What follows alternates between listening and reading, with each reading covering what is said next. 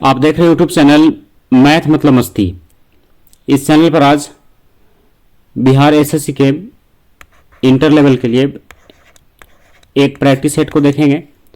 यह practice set जो है लुटेरिया प्रकाशन से लिया गया है और यह आज का सेट नंबर 7वां होगा। इस वीडियो को पहले तक सेट नंबर 6 तक कंप्लीट किया चुका है, आप उसको प्ले लिस्ट में जा करके वहाँ से देख सकते हैं। और इस वीडियो में केवल जीके और जीएस वाले प्रश्न को देखेंगे और शेष प्रश्न जो होगा मैथ और रीजनिंग का, उसके लिए अलग से वीडियो तैयार किया जा रहा है। आप इसी चैनल पर जा करके उसमें और मैथ और रीजनिंग वाले वीडियो को भी देख सकते हैं। तो इसका लिंक हम आई बटन में भी दे देंगे और वीडियो के लास्ट में भी दे देंगे, आप वहाँ से भी देख सकते हैं। और या फिर इसी के प्लेलिस्ट में जा करके आप वहाँ से उसको अलग करके देख सकते हैं, जहाँ मैथ और रीजनिंग को भी कंप्लीट करवाया जा रहा है। तो चलिए शुरू करते हैं आज का पहला प्रश्न। सेट नंबर 7वां है ये। और पहला प्रश्न को शुरू करने से पहले अगर आप इस चैनल पर नए हैं तो इस चैनल को सब्सक्राइब कर लीजिए, क्योंकि जब तक बिहार एसएससी का एग्जाम हो नहीं जाता है तब तक लगातार इसमें सेट प्रैक्टिस करवाया जाएगा, जिसमें सारे टॉपिक को ध्यान रखा जाएगा। GK, GS, math, reasoning, current affairs कुछ भी हो, सारे टॉपिक इसमें ध्यान रखा जाएगा। आप केवल इससे जुड़े रहिए। तो चलिए शुरू करते हैं। आज का पहला प्रश्न क्या है? निम्न में से कौन कपड़े धोने के साबुन में फिलर के रूप में काम नहीं आता है? तो कौन नहीं आता है? ग्लिसरॉल। ये कपड़े धोने वाला साबुन है, उसमें फिलर के रूप में व्यवहार नहीं किया जाता है। किसका? ग्लिसरॉल का। इसका उपयोग जो है जैसे जो शेविंग करने का क्रीम है उसमें किया जाता है ग्लिसरॉल का, ताकि झाग को ये सूखने न दे। निम्न में से कौन सा जीवाणु विनाइट्रीकरण की प्रक्रिया में भाग लेता है? तो कौन भाग लेता है? इसको क्या पढ़ेंगे हम लोग? अस्यूडोमोनास। क्या नाम है? अस्यूडोमोनास। ऑप्शन नंबर सी सही उत्तर है। निम्न में से किस विटामिन को थायमिन कहा जाता है? बहुत इंपॉर्टेंट प्रश्न है। तो थायमिन किसको कहा जाता है? तो विटामिन B1 को। किसको कहेंगे? विटामिन B1 को क्या कहते हैं? थायमिन कहते हैं। विटामिन B12 को क्या कहते हैं? तो विटामिन B12 को साइनोकोबालामिन कहते हैं। और विटामिन B2 को क्या कहते हैं? तो राइबोफ्लोविन कहते हैं। और विटामिन B6 को क्या कहते हैं? तो पायरिडॉक्सिन कहते हैं। तो सबका अलग अलग नाम है। यहाँ पर थायमिन किसको कहेंगे? विटामिन B1 को।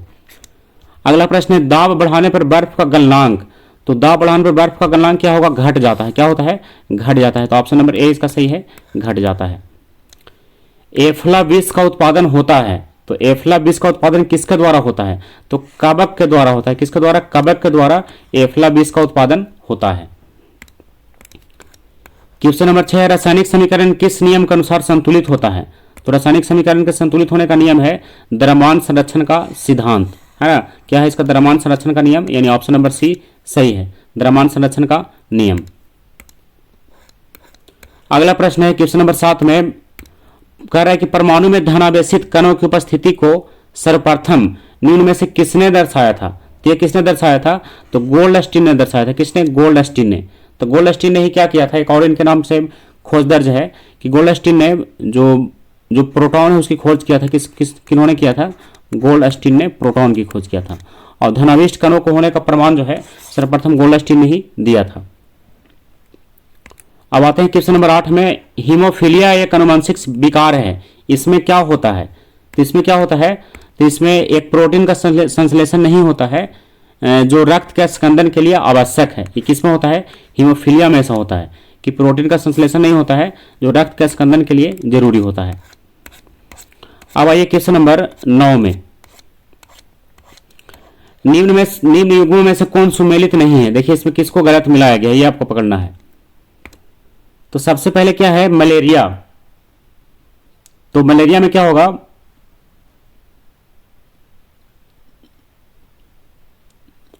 तो इसमें एक से अधिक भी सही हो सकता है। तो देखिए इसमें कौन सा है, पहले जरा देख लेते हैं क्या था। सुमेलित नहीं है, यानी कौन इसमें गलत है? तो देखिए कौन इसमें गलत है।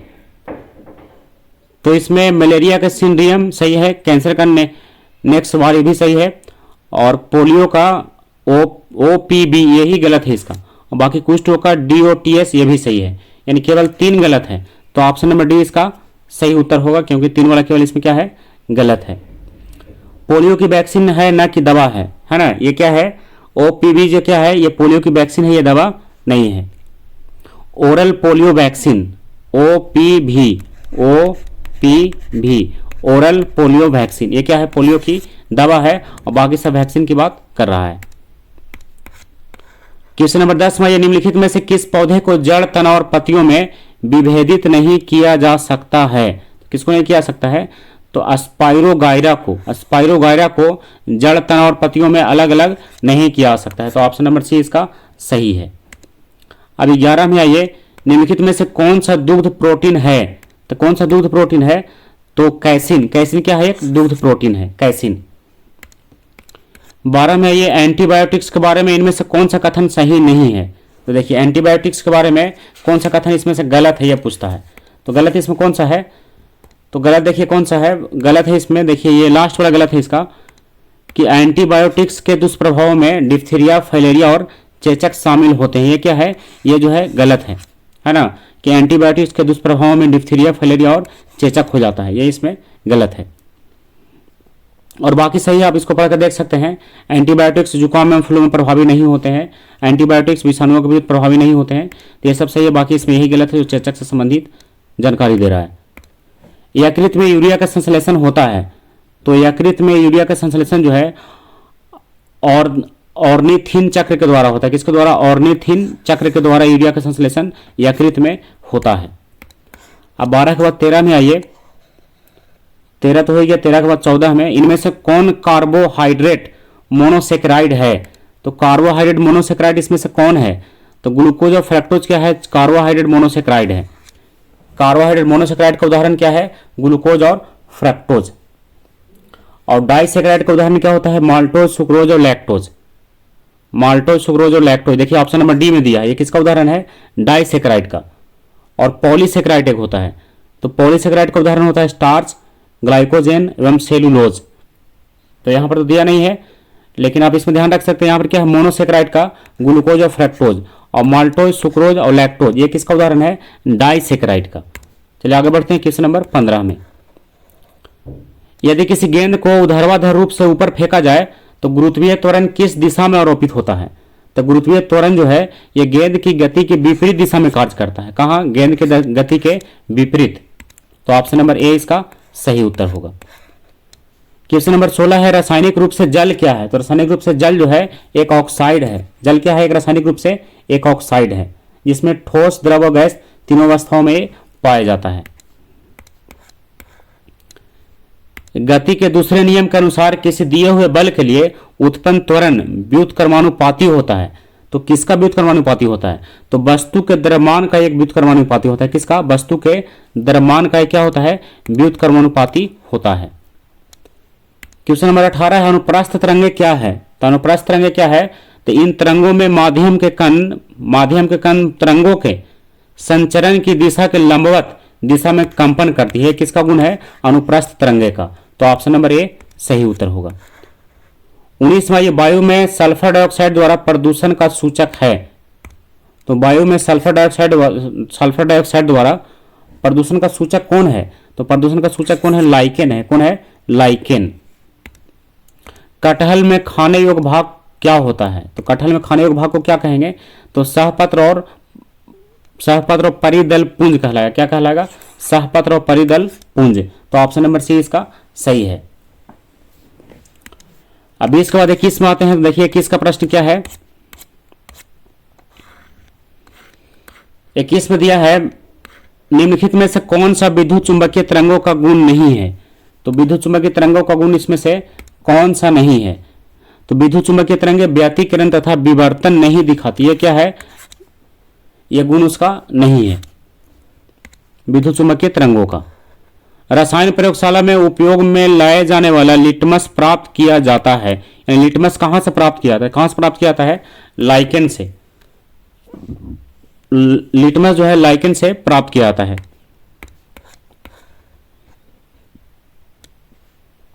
क्वेश्चन नंबर 23 है, बाह्य कर्ण का कठोर लचीला भाग बना होता है। तो बाह्य जो कर्ण का भाग है इसका कठोर लचीला भाग किस चीज का बना होता है? तो ये उपास्थि का बना होता है। किसका? उपास्थि का। तो ऑप्शन नंबर सी इसका सही है, उपास्थि। अगला है, एक्वारिजिया में नाइट्रिक एसिड और हाइड्रोक्लोरिक एसिड किस अनुपात में मिला रहता है, किसका अनुपात ध्यान रखिएगा जरूर, 1:3 में रहता है। कितना रहता है, 1:3 में। ये क्या है, एक होल बिलियन है जिसमें बहुत सारे धातु जो है इसमें घुल जाते हैं एक बार रिजिया के बिलियन में। अगला प्रश्न है, ये रीजनिंग टाइप का, रीजनिंग नहीं, इसमें न्यूमेरिकल टाइप का प्रश्न है। तो ऐसे प्रश्नों को हम इसमें लास्ट में बताएंगे, आपको अगर याद है तो आप इसमें हल कर सकते हैं। ऐसे इसमें विद्युत ऊर्जा निकालना है, तो ऊर्जा के लिए फॉर्मूला होता है शक्ति गुणे समय, यानी P/T। ऐसा करके आप इसको सोल्व कर सकते हैं अगर बन जाता है तो। और अगर नहीं बनता है तो इसके लिए जितना भी सेट के बाद जो प्रश्न होगा न्यूमेरिकल टाइप का, उसको हम अलग से एक वीडियो में सोल्व करेंगे, ताकि आपको उसमें भी कोई परेशानी ना हो। लेकिन अभी हम उसके टॉपिक में नहीं जा रहे हैं, क्योंकि उसमें जाने के बाद उसको विस्तार से थोड़ा चर्चा करना होगा, नहीं तो उसमें समझ में फिर कम आएगा।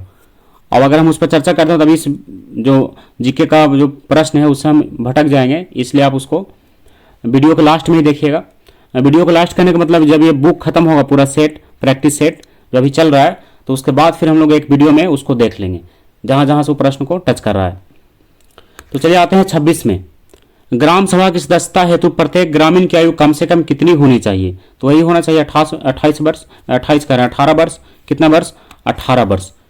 ग्राम सभा की सदस्यता बनने के लिए आयु जो है कितना होना चाहिए, 18 वर्ष, जो मतदान की आयु है। बिहार में प्रथम बार राष्ट्रपति शासन कब लागू किया गया? तो कब लागू किया गया, 1968 में। तो ऑप्शन नंबर 20 का सही 1968 में लागू किया गया था। उस समय बिहार के राज्यपाल कौन थे? नित्यानंद थे। कौन? नित्यानंद। बिहार के राज्यपाल कौन थे? नित्यानंद। और अंतिम बार अभी ध्यान में रखा जाए तो बिहार में राज्यपाल शासन कब लागू किया गया? राष्ट्रपति शासन 2005 में। और सबसे पहली बार लागू किया गया था 1968 में। ध्यान रखिएगा दोनों को। आपात प्रबंधन का संबंध संविधान के किस भाग से है? तो आपात प्रबंधन का संबंध है संविधान के किस भाग से? 18वें भाग से। किस भाग से? 18वां। तो ऑप्शन नंबर इसका डी है, सही उत्तर है। और अनुच्छेद है किसका? 352 में। अनुच्छेद कितना? 352, और भाग है 18वां। और 352 में केवल नहीं है, 352 से लेकर के 360 तक है। 352 से शुरुआत कही इसको। अब 29वां प्रश्न में आइए, निम्नलिखित में से कौन सा युग्म सुमेलित नहीं है? तो देखिए इसमें भी केवल एक ही सही होगा, एक से अधिक सही नहीं है। तो कौन सा सुमेलित नहीं है पकड़ना है इसमें। तो देखिए इसमें बस एक ही सुमेलित नहीं है। कह रहा है कि अनुच्छेद 50 अंतर्राष्ट्रीय शांति और सुरक्षा की अभिवृद्धि, ये क्या है? इसमें सुमेलित नहीं है। किसमें? अनुच्छेद 50 में। अनुच्छेद 50 में जो वर्णन दिखा रहा है अंतर्राष्ट्रीय शांति और सुरक्षा, ये इसमें वर्णन नहीं है।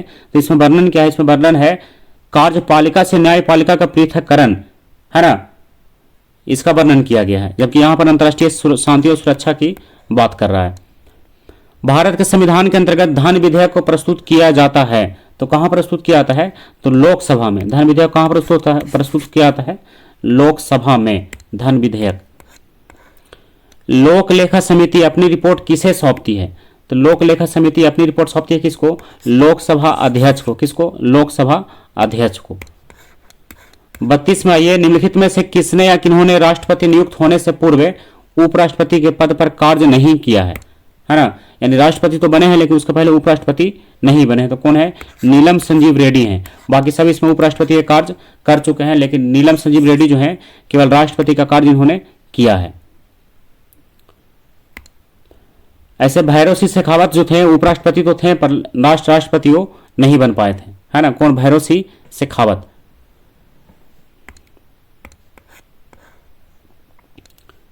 मौलिक अधिकारों एवं अल्पसंख्यकों हेतु संविधान सभा द्वारा गठित समिति के अध्यक्ष थे। कौन थे? तो सरदार वल्लभ भाई पटेल थे। कौन थे? सरदार वल्लभ भाई पटेल संविधान सभा द्वारा गठित समिति के अध्यक्ष थे। 34 में ये किस वर्ष यूरोप में अंग्रेजों एवं फ्रांसीसियों के मध्य सप्तवर्षीय युद्ध प्रारंभ हुआ था? तो किस वर्ष हुआ था? तो 1756 में। कब हुआ था? 1756। ऑप्शन नंबर बी इसका सही है, 1756। 35 में ये हिंदी भाषा के प्रथम समाचार पत्र का प्रकाशन किस स्थान से शुरू हुआ था? तो कहां से शुरू किया गया था? ये शुरू किया गया था कलकत्ता से। कहां से? कलकत्ता से। जिसका प्रकाशन सबसे पहले हुआ था किसका? नाम था मार्तंड का। पूरा नाम अगर देखा है तो उदंत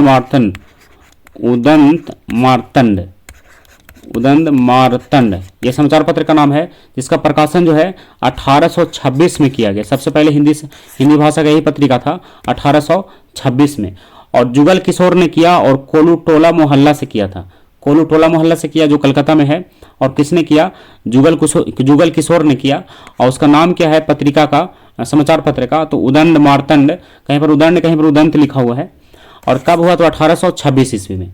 तो तीनों चारों प्रश्न को आप इसमें ध्यान रखिएगा।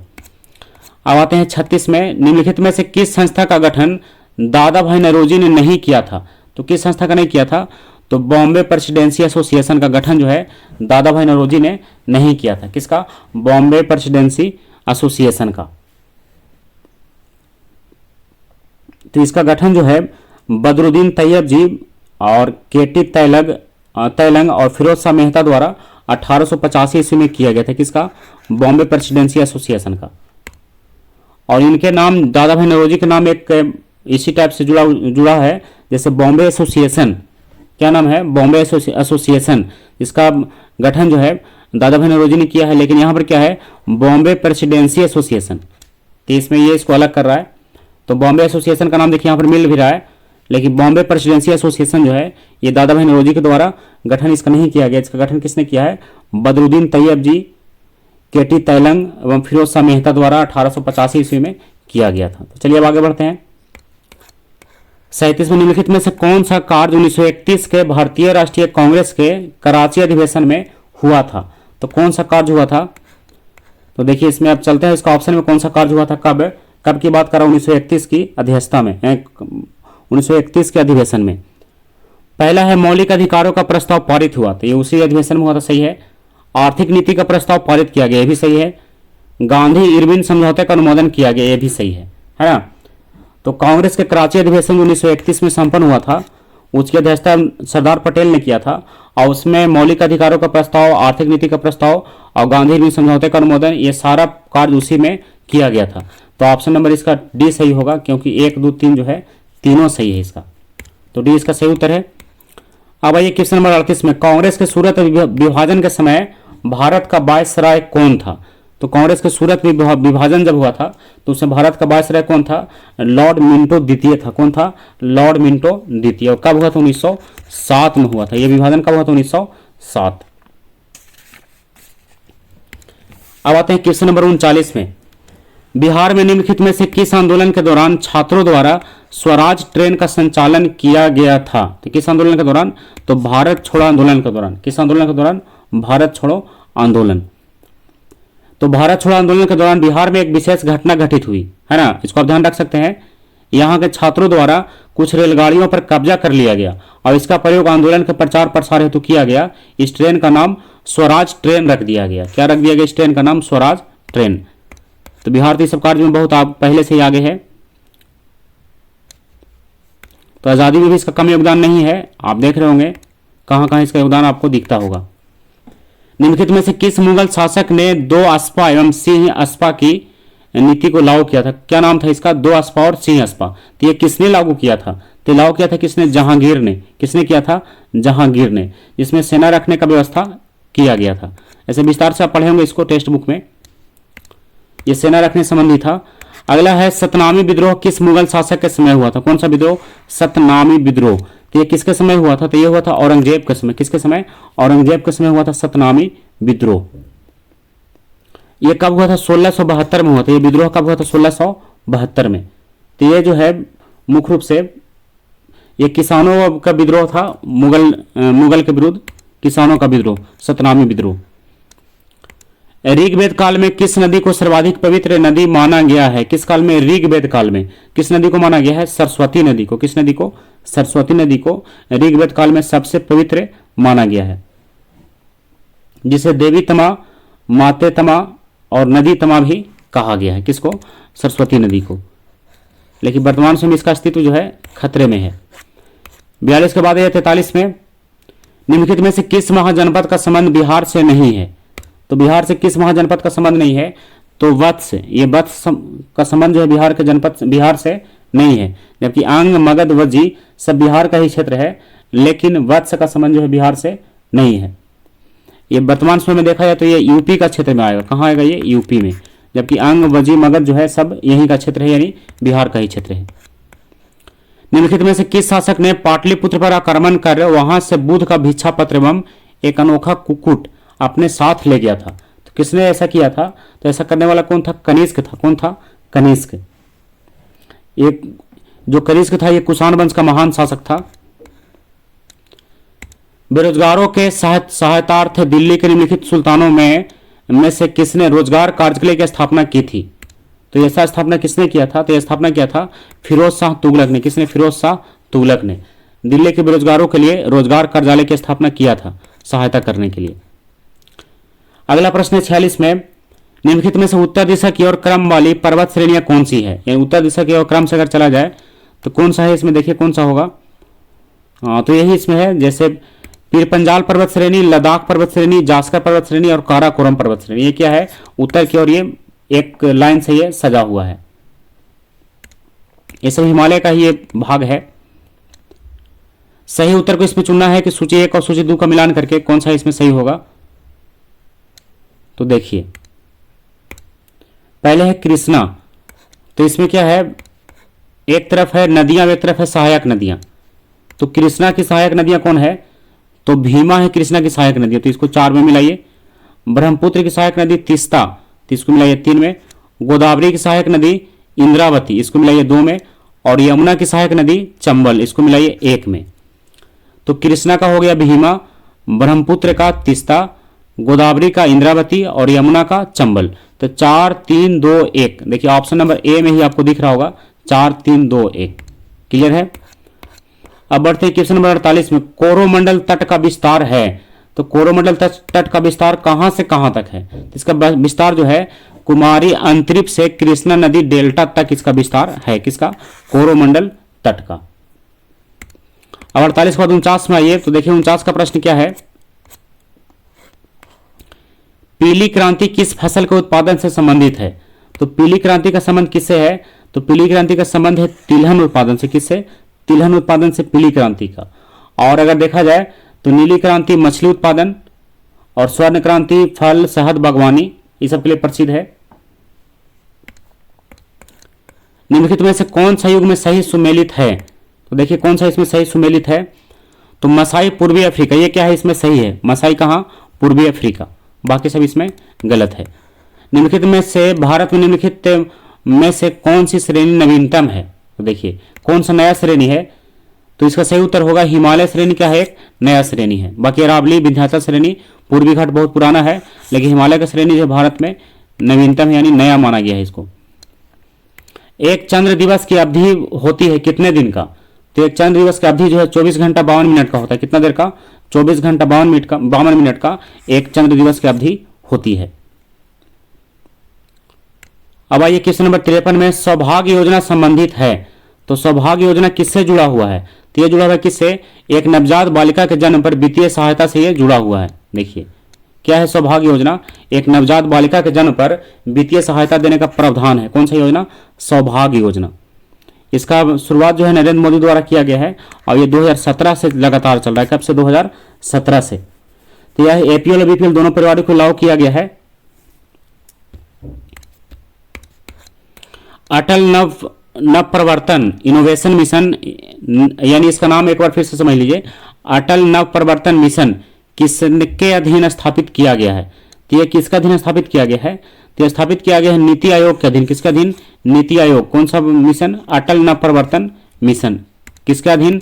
नीति आयोग के अधीन। आपको पता होगा पंचवर्षीय योजना का नाम जो है नीति आयोग कर दिया गया है। तो उसी के तहत क्या किया गया है? इसको स्थापित किया गया है। निम्नलिखित सूचकांकों में से कौन सा मानव विकास सूचकांक HDI की गणना में सम्मिलित नहीं किया जाता है? तो मानव विकास सूचकांक में कौन सा जो है इसमें शामिल नहीं होता है? तो सामाजिक असमानता इसको शामिल नहीं किया जाता, जबकि जीवन प्रत्याशा, प्रति व्यक्ति आय और शिक्षा सबको शामिल किया जाता है, लेकिन सामाजिक असमानता को इसमें शामिल नहीं किया था। यानी ये कोई मापक नहीं है। जीवन प्रत्याशा यानी कितना वर्ष तक जीवन उसका है ना, कितना उसका औसत आयु है, इसको समझिए। और प्रति व्यक्ति आय तो नाम से ही समझ रहे हो और शिक्षा भी नाम से ही क्लियर है। लेकिन इसमें शामिल कौन नहीं है? सामाजिक असमानता, ये कोई मापक नहीं है। भारत में सेवा कर किसके सिफारिशों से लागू हुआ? तो सेवा कर लागू हुआ तो ये किसका सिफारिश हुआ था? तो ये कौन सिफारिश किया था? तो राजा जय चलैया समिति के द्वारा। नाम छोटा सा ध्यान रखिएगा, चलैया समिति के सिफारिश के द्वारा सेवा कर को लागू किया गया है। भारत में नाबार्ड बैंक पुनर्वित्त उपलब्ध नहीं कराता। तो किसको पुनर्वित्त उपलब्ध नहीं कराता है? तो निर्यात आयात बैंक को यह पुनर्वित्त उपलब्ध नहीं कराता है। कौन सा बैंक? भारत में नाबार्ड बैंक। अब 57 के बाद 58 में आइए। 58 का प्रश्न है, सबसे अधिक अस्थिर पारिस्थितिकी तंत्र कौन सा है? तो सबसे अधिक स्थिर पारिस्थितिकी तंत्र कौन है? तो कौन है? महासागर है जो सबसे अस्थिर है। पारिस्थितिकी तंत्र सबसे अस्थिर कौन है? महासागर। इनमें कौन खाद्य श्रृंखला का निर्माण करता है? तो खाद्य श्रृंखला का निर्माण कौन करता है? तो घास, बकरी और आदमी। ये क्या है? एक खाद्य श्रृंखला बना रहा है, घास, बकरी, आदमी, खाद्य श्रृंखला एक बन रहा है, फूड चेन। अब फिर से मिलाना है, एक तरफ राज है और एक तरफ उद्यान है, तो कौन सा उद्यान कहाँ है इसको पहले आप मिला लीजिए और उसके बाद फिर इसमें ऑप्शन में चलेंगे। तो सबसे पहले उत्तराखंड, तो उत्तराखंड में कौन सा होगा? तो राजा जी राष्ट्रीय उद्यान, ये कहाँ है? उत्तराखंड में है, तो इसको 2 में ले चलिए। असम में मानस है ना, मानस जो है असम में है, तो इसको 4 में मिलाइए। उड़ीसा में कौन होगा? उड़ीसा में है सिमलीपाल, तो इसको 3 में मिलाइए। और कर्नाटक में बांदीपुर, तो इसको 1 में मिलाइए। तो उत्तराखंड कहाँ हो गया? उत्तराखंड हो गया राजा जी राष्ट्रीय उद्यान। असम में हो गया मानस, उड़ीसा में हो गया सिमलीपाल, और कर्नाटक में हो गया बांदीपुर, है ना। तो क्या हो गया? 2 4 3 1। तो देखिए 2 4 3 1 कहाँ है? तो ऑप्शन बी में आपको दिख रहा होगा 2 4 3 1। तो ऑप्शन नंबर बी इसका सही है, 2 4 3 1। आप इसको लिख करके फिर से समझ सकते हैं। बोकारो स्टील प्लांट की स्थापना कब किया गया? बोकारो स्टील प्लांट, इसका स्थापना कब किया गया? तो 1968 में। कब किया गया? 1968। ये पहले जब स्थापना हुआ तो उसमें बिहार में था, लेकिन वर्तमान समय में यह झारखंड में है, झारखंड के बोकारो क्षेत्र में। अब इसका स्थापना जो है बोकारो स्टील प्लांट का रूस की सहायता से किया गया था, ये भी आप ध्यान रखिएगा। 1964 में किया गया था रूस की सहायता से। किस देश की संसद का नाम फेडरल असेंबली है? तो फेडरल असेंबली किस देश की संस्था का नाम है? तो ये तुर्की की संस्था का नाम क्या है? फेडरल असेंबली, तुर्की की संस्था फेडरल असेंबली। मिस्र की संस्था का नाम पीपुल्स असेंबली, फ्रांस की संस्था का नाम नेशनल असेंबली, है ना। तो अलग अलग इसमें सारा प्रश्न है। लाली वन्य जीव अभयारण्य किस राज्य में है? कौन सा अभयारण्य? लाली वन्य जीव अभयारण्य, तो ये कहाँ है? अरुणाचल प्रदेश में। कहाँ है ये? अरुणाचल प्रदेश में लाली वन्य जीव अभयारण्य। और यह अभयारण्य जो है ब्रह्मपुत्र नदी के तट पर बनाया गया है। अगला प्रश्न है, वन्य जीव सप्ताह मनाया जाता है, तो कब मनाया जाता है ये? तो अक्टूबर के पहले सप्ताह में मनाया जाता है वन्य जीव सप्ताह, अक्टूबर के पहले सप्ताह में। तो जागरूकता के लिए इसको मनाया जाता है। किस राज्य सरकार द्वारा हमर बेटी हमर मान योजना की शुरुआत की गई है? क्या नाम है? हमर बेटी हमर मान योजना। इसकी शुरुआत किसने किया है? तो छत्तीसगढ़ ने किया है। किसने? छत्तीसगढ़ ने। अपराध यौन शोषण से सुरक्षा के लिए ये योजना जो है मिशन योजना लागू किया गया है, हमर बेटी हमर मान, छत्तीसगढ़ सरकार के द्वारा। स्मोक एंड एसेस पुस्तक के लेखक कौन है? स्मोक एंड एसेस, तो पुस्तक लिखने वाले कौन है? अमिताभ घोष। कौन लिखे इसको? अमिताभ घोष। अब आइए क्वेश्चन नंबर 67 में, कॉर्पेट 2023 सैन्य अभ्यास का आयोजन भारत तथा किस देश के मध्य किया गया? कौन सा अभ्यास है? कॉर्पेट 2023। तो यह अभ्यास जो है भारत और थाईलैंड के मध्य हुआ था। किसके मध्य? भारत और थाईलैंड। और यह जो अभ्यास है अंडमान सागर में किया गया था, यह भी आप ध्यान रखिएगा। अब 67 के बाद 68 में आइए। अब धीरे धीरे हम लोग लास्ट प्रश्न की ओर बढ़ रहे हैं। और अभी तक आप चैनल को अगर सब्सक्राइब नहीं किए तो सब्सक्राइब कर लीजिए और वीडियो को लाइक भी कर दीजिए, क्योंकि आपके लाइक और सब्सक्राइब से ही हमें पता चलता है कि आपको यह वीडियो जो है कितना लाभकारी हो रहा है। अगला प्रश्न है 68 में, वैश्विक शांति सूचकांक 2022 में भारत का स्थान क्या है? तो वैश्विक शांति सूचकांक 2022 में भारत का स्थान जो है 135वां है। कितना है? 135वां। और इसमें भारत का तो 135वां हो गया। और ये 2022 का आंकड़ा है, लेकिन 2021 में जो इसका सूचकांक था नंबर इसका, तो ये था 2021 में 138वां था। कितना था? 138वां। और इसी सूचकांक में पहले स्थान पर आइसलैंड है। कौन है पहले स्थान पर? आइसलैंड है। और सबसे अंतिम स्थान पर अफगानिस्तान है। सबसे पहले स्थान पर आइसलैंड और सबसे अंतिम स्थान पर अफगानिस्तान। और भारत का स्थान 135, लेकिन 2021 में भारत का स्थान 138। तो बहुत सारा प्रश्न यहाँ पर एक साथ हो रहा है, आप इसको चाहे तो नोट करके रख भी सकते हैं। 22वें विधि आयोग का अध्यक्ष किसे नियुक्त किया गया है? 22वें विधि आयोग का अध्यक्ष किसे चुना गया है? ये चुना गया है ऋतुराज अवस्थी को। किसको? ऋतुराज अवस्थी को। तो ऑप्शन नंबर सी इसका सही है। तो 21वें जो थे, 21वें कौन थे? क्योंकि ये तो 22वें की चर्चा कर रहा है, तो 21वें जो आयोग के अध्यक्ष थे बलबीर सिंह थे। कौन थे? बलबीर सिंह। 21वें थे ये, है ना। लेकिन 22वें कौन है? 22वें का नाम है ऋतुराज अवस्थी, विधि आयोग के अध्यक्ष हैं। 70वां अनवर इब्राहिम हाल ही में किस देश के प्रधानमंत्री नियुक्त हुए हैं? क्या नाम है? अनवर इब्राहिम। देखिए अनवर इब्राहिम तो हाल ही में यानी अभी वर्तमान समय में कहाँ के प्रधानमंत्री बने हैं? तो मलेशिया के। कहाँ के? मलेशिया के। क्या नाम है? अनवर इब्राहिम। तो करेंट का ये प्रश्न है। अगला प्रश्न, विश्व स्वास्थ्य दिवस 2023 का विषय क्या है? तो विश्व स्वास्थ्य दिवस 2023 का विषय है हेल्थ फॉर ऑल। क्या विषय है? Health for all. तो 2023 में तो खत्म भी हो गया, लेकिन अभी करंट में चलेगा ये health for all. Asian games 2022 का आयोजन कहाँ किया गया? तो एशियन गेम्स 2022 जो हुआ था, इसका आयोजन कहाँ किया गया था? तो हुआ था कहाँ? चीन में। कहाँ हुआ था? चीन में। तो एशियन गेम्स 2022 में जो स्थान देखा जाए तो इसमें चीन को सबसे ज्यादा 382 पदक मिला था और भारत को 107 पदक मिला था। पहले स्थान पर चीन 382 पदक के साथ, दूसरे स्थान पर जापान 186 पदक के साथ। तो चीन का हो गया 382 पदक पहला स्थान, और दूसरे का कौन हो गया? जापान 186, और तीसरे स्थान पर दक्षिण कोरिया 90।